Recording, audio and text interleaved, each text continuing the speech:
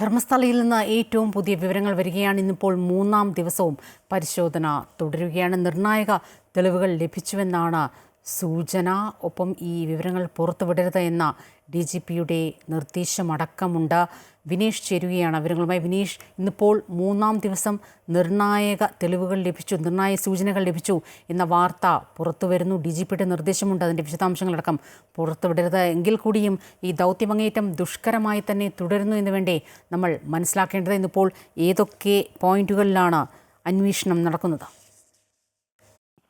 സ്വപ്ന, ഇതുവരെ 5 പോയിന്റുകളിലാണ് ധർമ്മസ്ഥലയിൽ പരിശോധന നടത്തുന്നത്. 5 പോയിന്റുകളിലുള്ള പരിശോധന ഇപ്പോൾ പുരോഗമിക്കുകയാണ്. എല്ലാ ദിവസവും 12 മണിക്കും 1 മണിക്കും ഇടയിലാണ് ഇത്തരത്തിൽ പരിശോധന നടക്കുന്നത്. ഇന്നും ഇപ്പോൾ അതുപോലെ തന്നെയാണ്. പക്ഷേ DGPയുടെ കർശന നിർദ്ദേശമനുസരിച്ച് യാതൊരു കാരണവശാലും ഇത് സംബന്ധിച്ചുള്ള വിവരങ്ങൾ പുറത്തു പോകരുത് എന്ന് തന്നെയാണ് പറയുന്നത്. നമുക്കറിയാം, ഇന്നലെ ഒരു ചുവന്ന ബ്ലൗസും അതുപോലെ തന്നെ ലക്ഷ്മി എന്നു പേരുള്ള ഒരു സ്ത്രീയുടെ ആധാർ കാർഡും 2 പുരുഷന്മാരുടെ പാൻ കാർഡും അതുപോലെ തന്നെ ATM കാർഡും ലഭിച്ചിരുന്നു.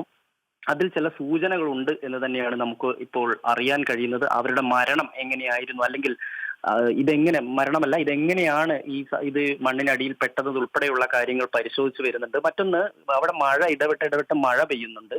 ധർമ്മസ്ഥലയിൽ മഴയുള്ളത് കൊണ്ട് തന്നെ ഈ മണ്ണുമാന്തി യന്ത്രം ഉപയോഗിച്ചുകൊണ്ട്, ചെറിയൊരു എക്സ്കവേറ്റർ ആണ്, അത് ഉപയോഗിച്ചുകൊണ്ട് പുഴയോരത്ത് കുഴിയെടുക്കാൻ പറ്റാത്ത ഒരു സ്ഥിതിവിശേഷമുണ്ട്. കുഴിയെടുത്ത് കഴിഞ്ഞാൽ ഉടൻ തന്നെ വെള്ളം നിറയുന്നു. അതുകൊണ്ട് തന്നെ മറ്റ് ഒന്നും കണ്ടെത്താൻ കഴിഞ്ഞിട്ടില്ല. എന്തായാലും ഔദ്യോഗികമായി പ്രത്യേക അന്വേഷണ സംഘം പറയുന്നത് യാതൊന്നും കിട്ടിയില്ല. അതായത് മനുഷ്യാവശിഷ്ടങ്ങളുടെ യെല്ലോ അല്ലെങ്കിൽ മറ്റൊന്നും തന്നെ, അസ്ഥികളൊന്നും തന്നെ ലഭിച്ചിട്ടില്ല എന്ന് തന്നെയാണ് പറയുന്നത്. പക്ഷേ നിർണായകമായ ചില തെളിവുകൾ ഇതിൽ നിന്ന് ലഭിച്ചു എന്നാണ് ഇപ്പോൾ നമുക്ക് അറിയാൻ കഴിയുന്നത്. കാരണം അതുകൊണ്ട് തന്നെ ഇത് വളരെ അതീവ രഹസ്യമായി തന്നെ ഇത് മുന്നോട്ട് കൊണ്ടുപോകേണ്ടതുണ്ട്. ആ പ്രദേശത്തേക്ക് ആളുകൾക്കൊന്നും പ്രവേശനമില്ല. പ്രത്യേകിച്ച് മാധ്യമ പ്രവർത്തകരെയൊന്നും ഈ പ്രദേശത്തേക്ക് തന്നെ അടുപ്പിക്കുന്നില്ല എന്നുള്ള രീതിയിൽ തന്നെയാണ് കാര്യങ്ങൾ മുന്നോട്ട് പോകുന്നത്. എന്തായാലും ഇപ്പോൾ മൂന്നാം ദിവസമാണ്. 13 പോയിന്റുകളാണ് മാർക്ക് ചെയ്തിട്ടുള്ളത്. ഈ 13 പോയിന്റുകളിലും മൃതദേഹങ്ങൾ കുഴിച്ചിട്ടുണ്ടെന്നാണ് ക്ഷേത്രത്തിലെ മുൻ പരിചാരകന്റെ വെളിപ്പെടുത്തൽ വന്നിരിക്കുന്നത്. അദ്ദേഹത്തിന്റെ മൊഴി രേഖപ്പെടുത്തിയ ശേഷം കഴിഞ്ഞ ദിവസം അദ്ദേഹത്തെ സ്ഥലത്ത് കൊണ്ടുവന്ന് പരിശോധന നടത്തി.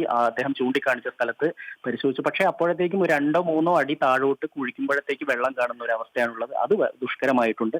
ഇത് എത്രത്തോളം മുന്നോട്ട് പോകും എന്നുള്ള കാര്യത്തിലുള്ള സംശയം അത് തന്നെയാണ്. എന്തായാലും ഇപ്പോൾ നമുക്ക് ലഭിക്കുന്ന ഏറ്റവും പുതിയ വിവരം അനുസരിച്ച് ഇത് സംബന്ധിച്ചുള്ള നിർണായകമായ ചില തെളിവുകളുടെ സൂചന ലഭിച്ചു എന്നുള്ളത് തന്നെയാണ്. സ്വപ്ന, ധർമ്മസ്ഥല കൊലപാതക പരമ്പരയിൽ മൂന്നാം ദിവസവും പരിശോധന തുടരുകയാണ്. നിർണായക തെളിവുകൾ ലഭിച്ചതായി സൂചനയുണ്ടെങ്കിൽ കൂടിയും അതിൻ്റെ വിശദാംശങ്ങളൊന്നും പുറത്തുവിടരുത് എന്ന കർശന നിർദ്ദേശം DGPയുടെ അടക്കം അന്വേഷണ സംഘത്തിൻ്റെ അടക്കം ഭാഗത്തു നിന്നും ഉണ്ടാകുന്നു. എന്തായാലും വലിയ രീതിയിൽ ദുഷ്കരമായി തന്നെ ഈ അന്വേഷണം മുന്നോട്ട് പോവുകയാണ്. വിനീഷാണ് വിവരങ്ങളുമായി ചേർന്നത്.